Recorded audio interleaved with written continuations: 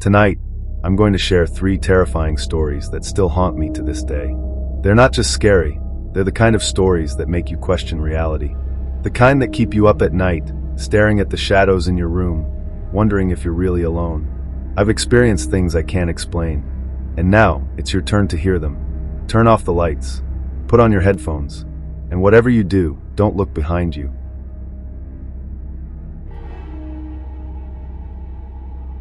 I live on the 3rd floor of a quiet building in upstate New York. It's old brick and a bit rundown, but I love it here. It's peaceful, or at least it used to be. The apartment above mine, Unit 4B, has been vacant for as long as I've lived here. 3 years now. The landlord, Mr. Jankowitz, told me it's still owned by the family of a man who passed away, but no one has claimed it or come to clear it out. He keeps it locked up, and I've never seen anyone go in or out. That's what makes what's been happening lately so terrifying. It started subtly. One night, around 2 a.m., I heard footsteps above me. Not the occasional creak or pop of an old building, but steady, deliberate pacing. Like someone walking from one end of the room to the other, over and over again. I figured someone must have finally rented it.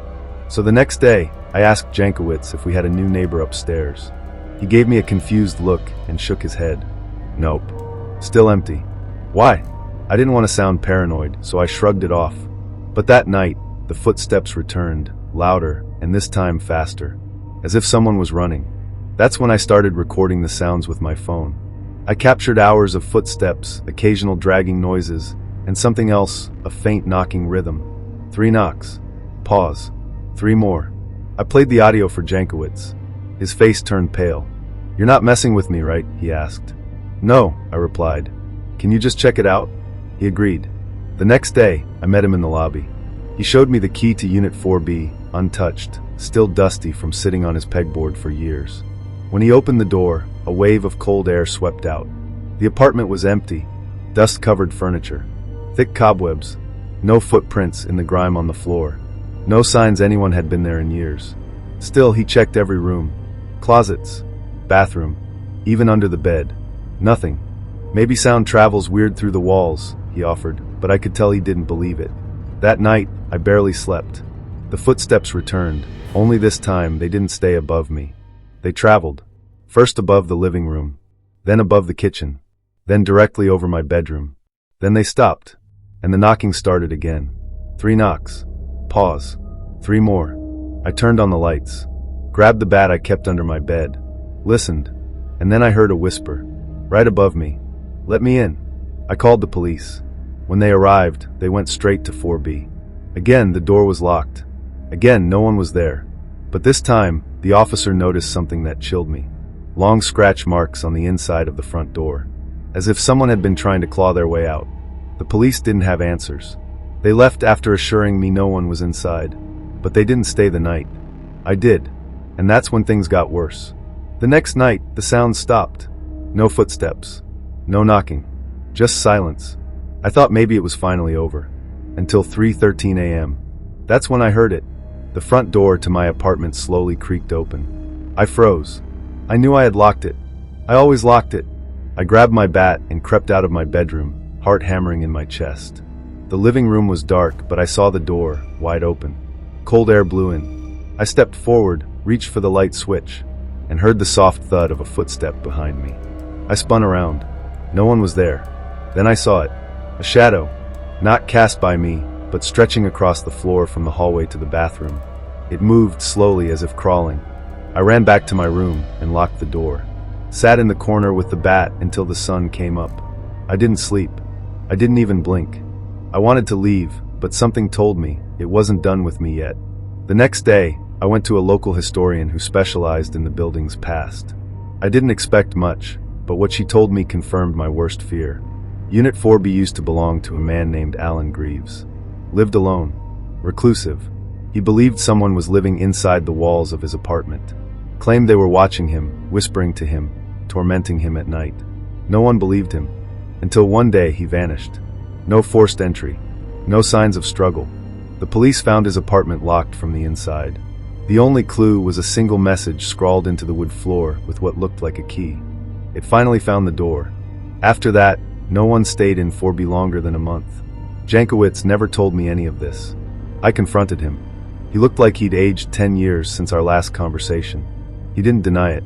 I didn't think it would bother anyone else, he muttered. But it's not supposed to leave the apartment. He was wrong. Last night, I stayed in a hotel. Tried to get away. But I woke up at exactly 3:13 a.m. There were 3 knocks on the hotel room door. Pause. 3 more. I didn't open it. This morning, I found a note slipped under the door. I'm not in the walls anymore. Now I hear it no matter where I go. The knocks. The whispers. The slow dragging footsteps. It followed me. It's not just in the apartment above me now. It's inside me. And every night, I feel it trying to come out.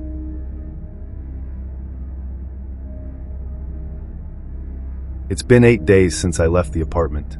8 days since the knocking started following me. 3 knocks, pause, 3 more.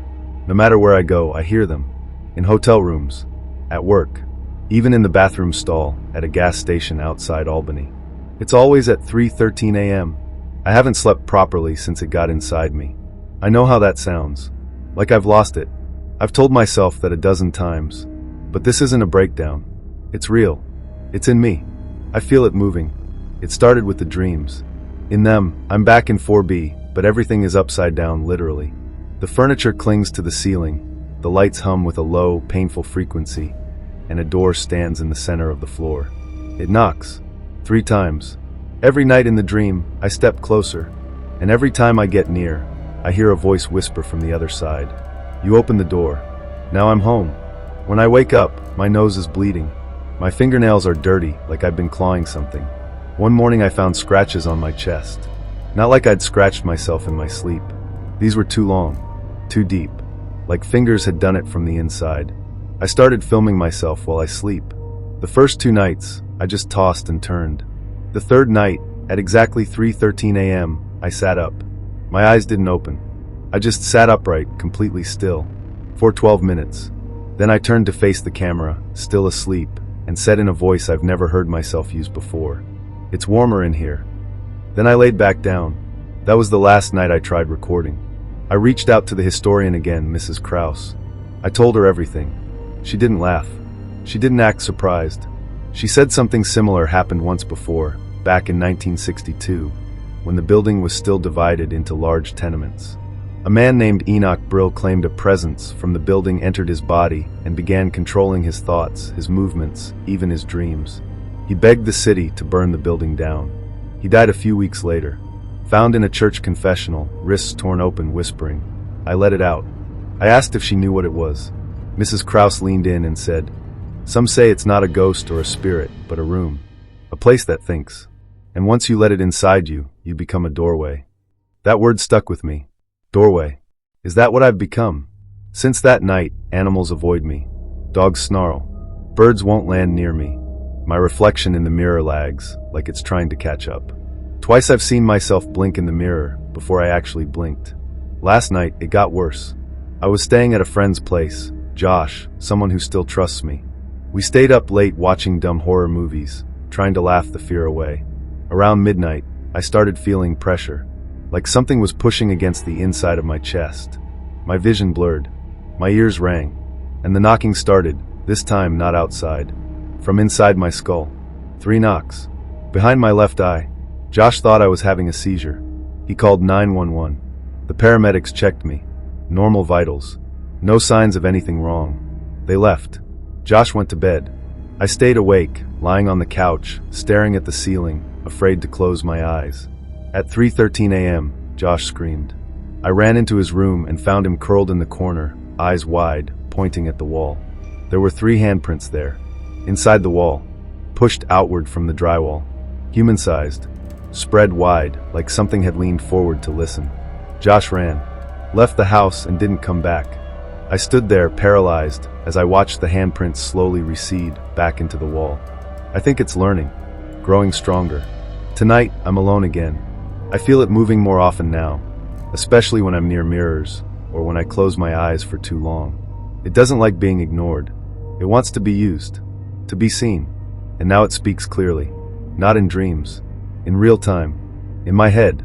It tells me about the others, the ones it's lived in before, about the bodies that were too weak or the minds that shattered, about the man who opened the crawl space and vanished. about how I'm better, about how I'm the key, because soon it won't need to knock. Soon, I'll open the door from the inside. I'm writing this down as a warning. If you live near an old building, and you hear knocking above you at night, if it comes in threes, if it always starts at 3:13, do not answer. Don't listen. Don't look. Don't investigate. Because if you do, you might just open a door that was never meant to exist. And if that door opens, you'll never be alone again.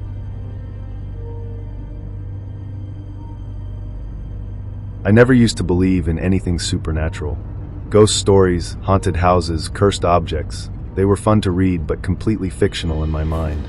That was before the apartment, before the man in the walls. It started after I moved into a cheap one-bedroom in an old Victorian building in Boston. The price was suspiciously low, but the landlord said it was just because the last tenant left suddenly, and they needed someone to fill it fast. I didn't ask questions. I was broke, and the place was walking distance from my job. The first night there, I noticed the noises. They weren't the creaks and groans of an old building settling. I'm talking about deliberate sounds, slow dragging steps, faint tapping from behind the walls, and a scratching that reminded me of nails on wood. I assumed rats, maybe squirrels, but it didn't explain the whispering. It was low, barely audible. At first, I thought it was my neighbors, but the units on either side were still vacant, waiting on renovations. I pressed my ear to the wall and heard it clearly. Don't turn around. I jumped back so fast I nearly fell over. I laughed it off, called myself an idiot, and turned on every light in the apartment. A week later, I started finding things moved. Nothing big. A fork on the floor that I swear I'd left in the sink. The shower curtain pulled closed when I always left it open. My closet door open a crack. One night, I came home and found my bed completely stripped, sheets and all, folded neatly on the floor. I called the landlord.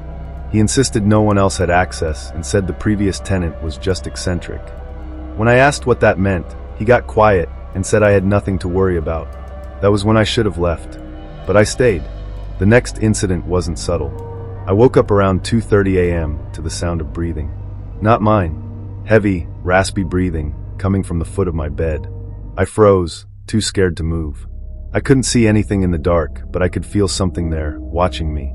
I turned on the lamp next to the bed, and the sound stopped instantly. There was nothing there. No sign of anyone. But under the bed, I found scratches in the wooden floor. Fresh ones. Like someone or something had been crawling out. That's when I started sleeping with a knife under my pillow.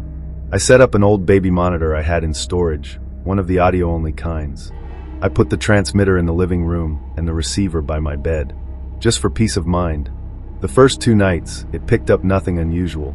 The third night, I woke up to static and then a voice. "Are you awake?" It was right next to the transmitter. Inside my apartment. I ran into the living room wielding the knife. Nothing. The windows were locked. The door was bolted from the inside. No one could have gotten in. I checked every inch of the apartment. I even pulled the furniture away from the walls. That's when I noticed it, the draft coming from behind the bookcase. There was a small gap behind it, just wide enough to reveal a hidden panel. I hesitated, but curiosity got the better of me. I moved the bookcase and pried the panel open. Behind it was a narrow crawl space. The air inside was stale, and the smell, God, the smell, was like rotting meat mixed with mold. I shined a flashlight into the gap. What I saw still haunts me. A mattress, stained and sunken, with what looked like old food wrappers scattered around it. A stack of notebooks. A pile of empty water bottles. And on the wall, dozens of photos of me. Sleeping. Eating. Watching TV. He had been living there. Watching me through the cracks in the walls. I backed out of the crawl space, called the police, and spent the next few hours outside, shaking and crying. When they arrived, they searched the entire apartment and the space behind the wall, but found no one. The crawl space had another exit, leading to the basement, which connected to a larger network of old servant tunnels that hadn't been sealed properly. They never caught him. I moved out that same week. Paid a penalty, broke my lease. I didn't care. I moved across town to a modern building with concrete walls and bright lighting. I installed security cameras and changed the locks twice. For a while, everything was fine. Quiet. Until last week. I came home from work and found my bedroom door open. I always close it when I leave. On my pillow was a photo, one I'd never seen before. It was me, standing in the hallway of my old apartment, holding the baby monitor. Written on the back in shaky handwriting. You found me once. Let's play again. Now at night, I hear the same breathing. But this time, it's coming from inside the closet.